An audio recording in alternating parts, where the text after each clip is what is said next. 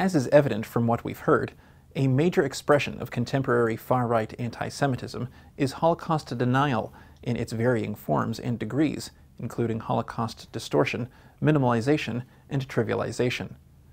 Various forms of this disturbing phenomenon emanate from radical as well as more mainstream groups and movements belonging to this sphere. However, Holocaust denial in its different forms can be found in all spheres from which anti-Semitism emerges today. What is Holocaust denial? What forms does it take? When did these forms begin? How are they expressed? Why are they defined as manifestations of anti-Semitism? Let's hear more about these and other issues relating to this troublesome phenomenon. Holocaust denial, as we researchers call it, has two main forms. One is what we call gross Holocaust denial, which means a denial that the Holocaust ever existed in the scope and in the numbers that historians and Jews and survivors are speaking about. And the denial goes not only against the numbers and the scope, but the means. They deny that means such as gas chambers, crematoria, even terrible medical experiments, etc., ever existed.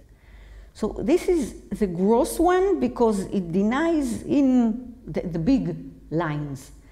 Well, such kind of Holocaust denial started already towards the end of World War II, even before it was ended, in France.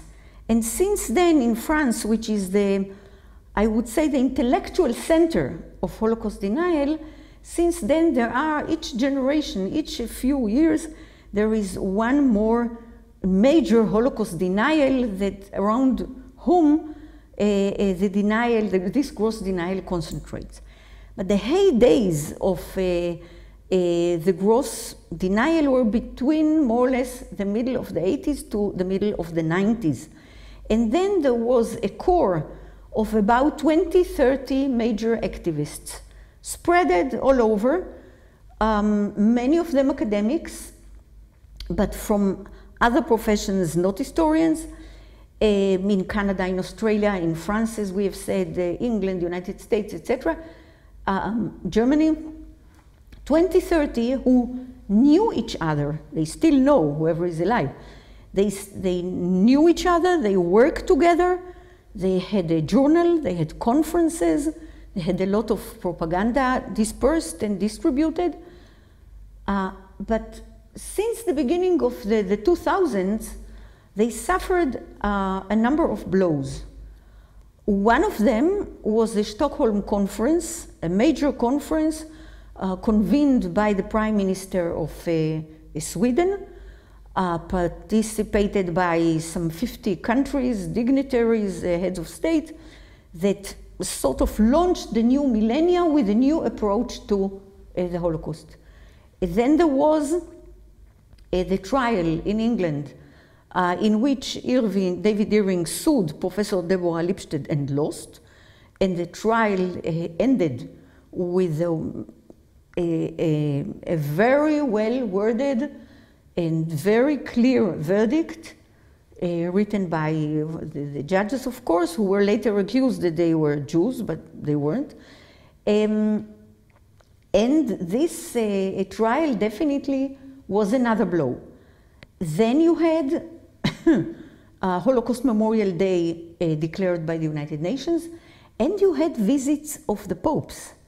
At least 3 popes from the 2000s came to Yad Vashem, put flowers. Okay. Since then, the gross is less visible than it has been, and there is another form that you could call distortion or soft denial, demi, as they call it in France, half, not as blunt and gross as the former one, and it has many levels. They can move from diminishing the numbers, acknowledging that there was a Holocaust and killing, but not in such numbers, not in such scope. It can entail comparisons between the Holocaust and the suffering of other nations under the Nazi rule to a way that puts the Holocaust in the same line as other disasters, thereby denying the uniqueness of the Holocaust and the characteristics that made it a special outstanding event. A distortion can also be an encouragement of a local population to give respect and tribute to national leaders who at the time were supporters of the Nazis, right-wingers who assisted the Nazis in killing the local population, and now, after the fall of communism, they were rightists, they were against communism. Now, after the fall of communism, they are again the heroes. They are the national heroes, thereby saying that, okay, what they did was right, was nationally supported and justified, etc. So there are many forms to that, but I would say that both of them, and certainly the gross one, are a form of anti-Semitism. And there are two main arguments for that.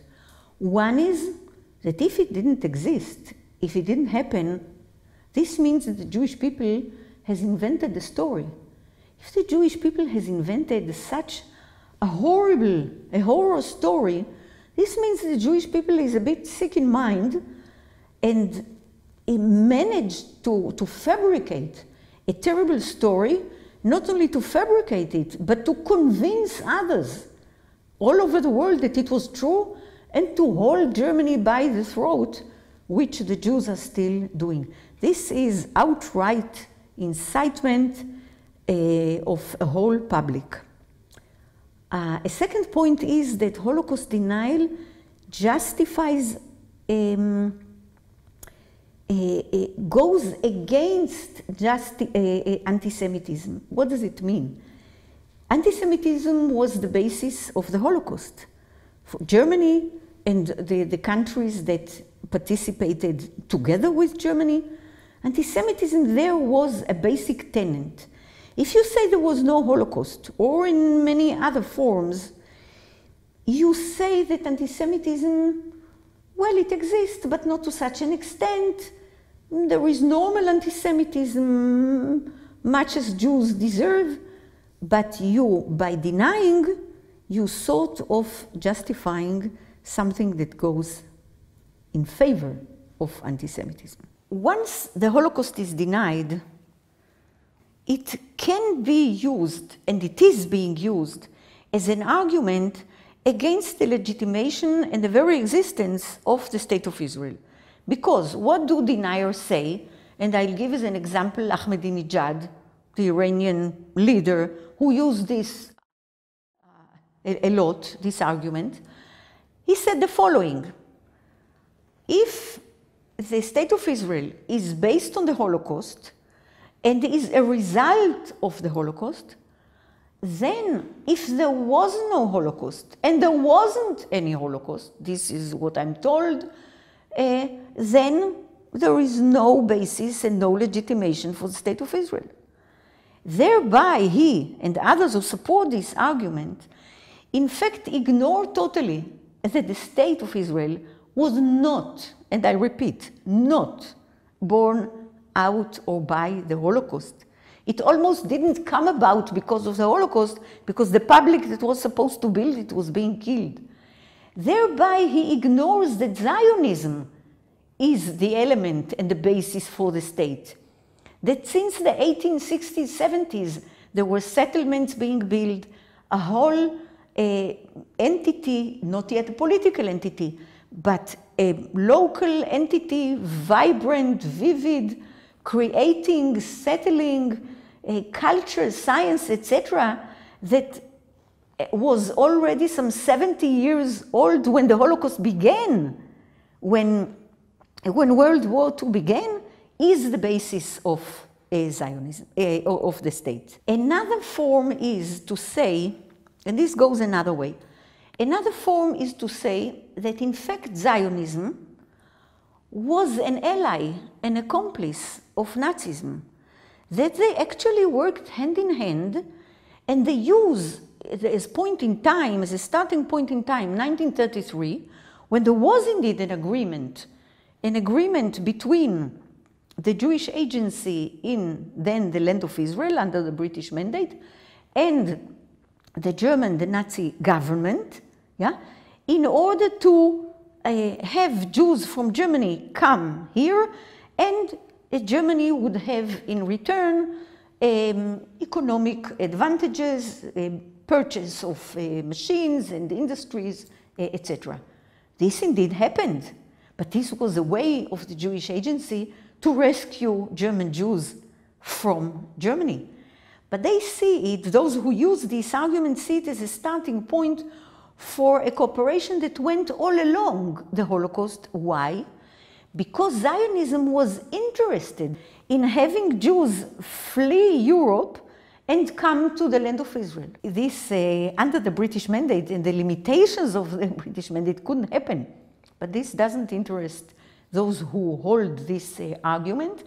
And not only did they want Jews to flee Germany and then the Third Reich as a whole to the land of Israel, but later they were interested in the Nazis killing Jews that they did not perceive as suitable enough for the Jewish state and for the new Zionist Jew, which is a terrible accusation that has no basis at all.